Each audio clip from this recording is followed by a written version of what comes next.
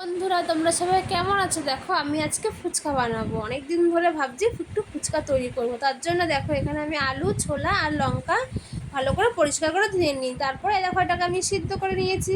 Pressure কুকারে সিদ্ধ করে তারপরে একটা থালাতে ঢেলে নিই, যাতে জলটা ঝরে যায়।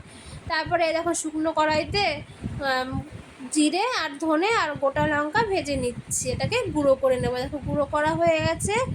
তারপরে দেখো, রূপকথার বাবা ওই সিদ্ধ করা আলু আর ছোলা লঙ্কা এগুলোকে মেখে দিচ্ছে। আর দেখো, ভাজা মশলা ওপর থেকে ছড়িয়ে দিয়েছি।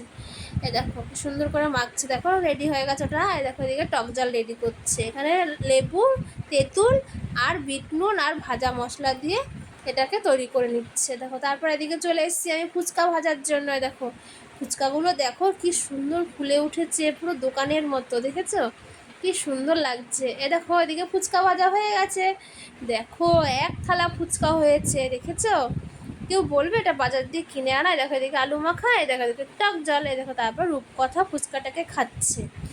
খেয়ে বলছে নাকি দারুণ হয়েছে। তারপরে ওর টেস্ট করার পর আমরা টেস্ট করব। যদি তোমাদের ভিডিওটা ভালো লাগে তাহলে লাইক, কমেন্ট, শেয়ার করতে ভুলবে না।